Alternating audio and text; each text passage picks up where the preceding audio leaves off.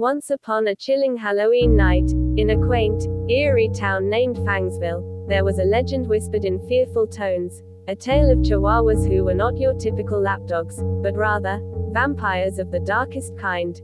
As the moon cast eerie shadows over the cobblestone streets, a group of unsuspecting trick-or-treaters ventured deeper into the town's mysterious alleyways.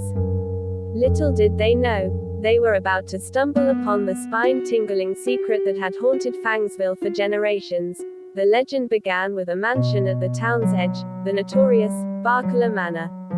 It was said that this sinister abode was inhabited by chihuahuas, once loyal pets, now turned creatures of the night.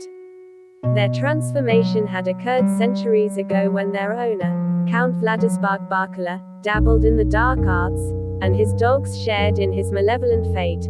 On this fateful Halloween, the town's power grid mysteriously faltered, plunging Fangsville into darkness. Eerie howls filled the air as the chihuahuas awoke from the daytime slumber. With glowing red eyes and sinister grins, they descended from the manor, ready to feast. The trick-or-treaters, unaware of the horrors that awaited them, approached Barkula Manor. Suddenly, the chihuahuas, with lightning speed and supernatural strength, surrounded the group. They nipped at capes, tugged at costume hems, and revealed the gleaming fangs. In a chilling chorus, the chihuahuas revealed their plan. They would drain the trick-or-treaters of their candy, their warmth, and perhaps even their souls. The children shivered in terror as the vampire chihuahuas leaped, their bite colder than the darkest night. But just as all seemed lost, a brave cat named Luna, who had been watching from the shadows, sprang into action. With a hiss and a swipe of her claws, she drove the vampire chihuahuas back. Luna's bravery and agility thwarted the canine vampire's wicked plot, and the trick-or-treaters escaped, their candy bags miraculously intact. The legend of the vampire chihuahuas of Fangsville lives on, a spine-chilling Halloween story passed down from generation to generation. Every year, as the moon rises on Halloween night, the townsfolk remember to stay clear of Barkula Manor and beware of the tiny terrors that lie within. The chihuahuas who, on this one sinister night, become vampires of the spookiest kind.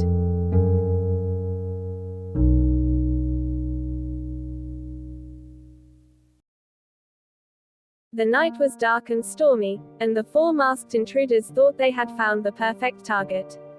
A large mansion in the suburbs, with no signs of life or security. They broke into the garage and found a luxury car, a pile of tools, and a door leading to the main house. They grinned at each other, thinking of the riches they would find inside. They entered the house quietly, expecting to find a sleeping family or an empty home. Instead, they were greeted by a horde of chihuahuas. Dozens of them, barking and snarling, with blood-red eyes and razor-sharp teeth. The intruders were stunned, but before they could react, the dogs attacked. The leader of the gang tried to shoot them with his gun, but the chihuahuas were too fast and agile. They dodged his bullets and leaped at his throat, tearing it open with their fangs. He fell to the ground, choking on his own blood. The second intruder swung his crowbar at the dogs, hoping to fend them off. He managed to hit a few of them, but they kept coming. They bit his legs, his arms, his face. He screamed in agony as they ripped him apart. The third intruder ran for the door, hoping to escape. He reached the garage, but found it locked. He turned around and saw the chihuahuas behind him. They had followed him, and they were hungry for more. They pounced on him and dragged him down, devouring him alive. The fourth intruder hid behind a couch, hoping to avoid detection. He watched in horror as his friends were killed by the dogs. He prayed that they would leave him alone, that they would be satisfied with their meal. He heard them growl and bark, and he hoped they would go away. But they didn't. They smelled him. They found him. They ate him. The next morning, the owner of the mansion returned from his business trip. He was greeted by his beloved pets, who wagged their tails and licked his face. He smiled and petted them, unaware of the carnage they had caused. He walked into his living room and saw the blood and bones on the floor. He gasped and dropped his suitcase. "What have you done?" he asked. The Chihuahuas looked at him innocently, as if they had done nothing wrong. They barked happily as tails were wagging. They were full.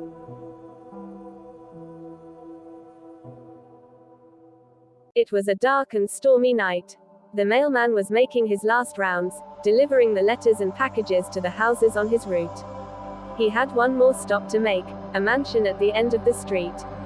He walked up to the mailbox, holding an envelope in his hand. He noticed that the gate was open, and he heard a low growl from behind the bushes. He looked around, but he couldn't see anything. He shrugged and reached for the mailbox.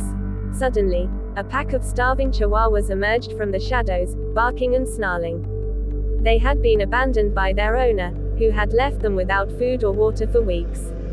They were hungry, angry, and desperate. They saw the mailman as their prey. The mailman screamed as the Chihuahuas jumped on him, biting and scratching him with the tiny teeth and claws.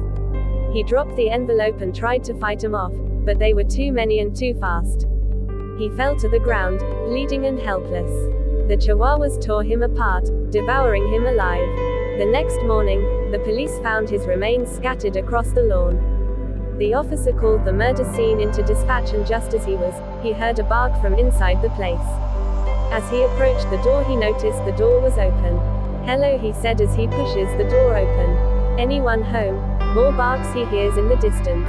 As the officer was looking around, he seen it, a pile of more bones, but these bones looked dried, like they have been there for maybe months, and dried blood stains too. He put his hand on his holster, unsnapping it, and heard the bark again from the next room. He quickly moves around the pile of bones to the next room and sees the Chihuahuas, smart hungry savages, ate him alive. The last thing that the officer seen was a briefcase.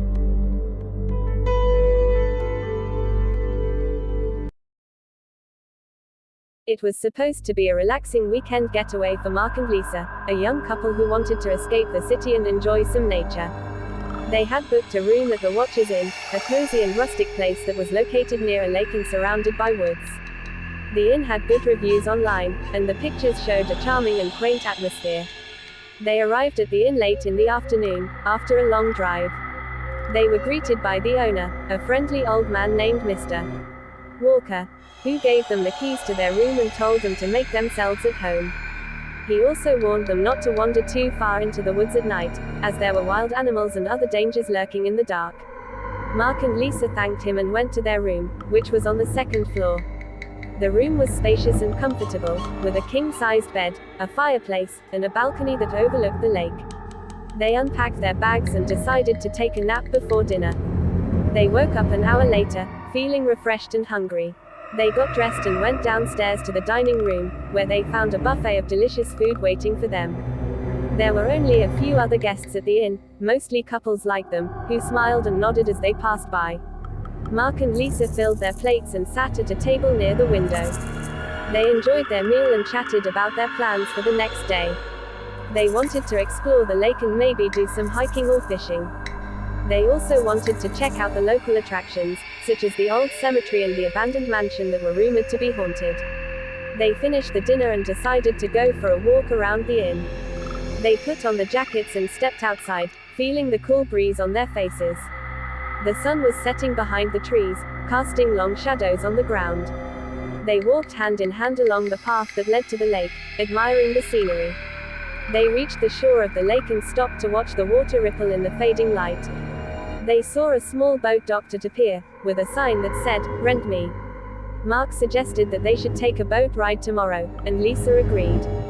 They kissed and hugged each other, feeling happy and relaxed. They turned around and started to walk back to the inn, when they noticed something strange. There was a dark figure standing on the balcony of their room, looking down at them. It was too far away to see any details, but it seemed to be human-shaped, with long arms and legs. Mark and Lisa felt a chill run down their spines. They wondered who it was and what they were doing in their room. They quickened their pace and headed back to the inn, hoping that it was just a prank or a misunderstanding. They reached the front door of the inn and entered, feeling relieved to be inside. They ran up the stairs to their room, ready to confront whoever was there. They opened the door and turned on the lights, expecting to see someone in their room. But there was no one there. The room was empty, except for their belongings. Everything was exactly as they had left it.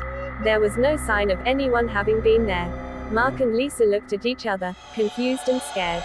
They wondered if they had imagined seeing someone on their balcony, or if they had mistaken someone else's room for theirs. They checked their keys and confirmed that they had the right room number. They decided to call Mr. Walker, asked him if he knew anything about it. They picked up the phone on the nightstand and dialed his number. But there was no answer. They tried again, but still no answer. They started to panic. They wondered if something had happened to Mr. Walker or if he was involved in some kind of scheme. They decided to go downstairs and look for him or anyone else who could help them. They grabbed their jackets and keys and left their room, locking it behind them. They ran down the stairs to the lobby, hoping to find someone there. But there was no one there. The lobby was empty, except for some furniture and decorations. There was no sign of Mr. Walker or any other guests or staff members. Mark and Lisa felt a surge of fear. They wondered where everyone had gone and why they were alone in this creepy inn. They decided to get out of there as fast as they could. They ran to the front door and tried to open it. But it was locked. They pulled on it with all their strength, but it wouldn't budge. It was as if it was welded shut. They started to scream for help, hoping that someone would hear them. But no one came. They were trapped in the Watchers Inn. And they were not alone. Mark and Lisa banged on the door, hoping that someone would hear them and let them out. They shouted for help, but their voices were muffled by the thick wood. They felt a sense of dread and despair, as they realized that they were trapped in a nightmare. They looked around the lobby, searching for another way out. They saw a window that faced the front yard, but it was too high to reach. They saw a fireplace that was lit, but it was too small to crawl through. They saw a door that led to the kitchen, but it was locked as well. They wondered what was going on and why they were being held captive. They wondered who or what was behind this horror and what they wanted from them. They wondered if they would ever see the light of day again. They decided to try to break the door with something heavy. They looked for something that they could use as a weapon or a tool. They saw a coat rack that was made of metal, but it was bolted to the floor. They saw a lamp that was made of glass, but it was too fragile to smash. They saw a chair that was made of wood, but it was too light to dent. They felt a surge of frustration and anger, as they realized that they had no means of escape. They felt a sense of panic and terror, as they heard a noise from upstairs. It sounded like footsteps, heavy and slow. They looked up at the ceiling, following the sound with their eyes. It seemed to be coming from their room, where they had seen the dark figure on the balcony. It seemed to be moving towards the stairs, where they would soon meet face to face. They felt a surge of fear and dread, as they realized that they were not alone in the inn. They felt a sense of curiosity and horror, as they wondered what it was and what it looked like. They wondered if it was human or something else. They decided to hide somewhere until it passed by. They looked for somewhere that they could conceal themselves. They saw a closet that was near the stairs, but it had no door. They saw a sofa that was in the corner, but it had no cushions. They saw a table that was in the center, but it had no cloth. They felt a surge of despair and hopelessness, as they realized that they had nowhere to hide. They felt a sense of resignation and acceptance, as they heard the footsteps reach the bottom of the stairs. It sounded like it was right behind them. They turned around slowly, ready to face their fate. They saw a shadow. Mark and Lisa were never seen again. Legend of Watchers Inn, a very real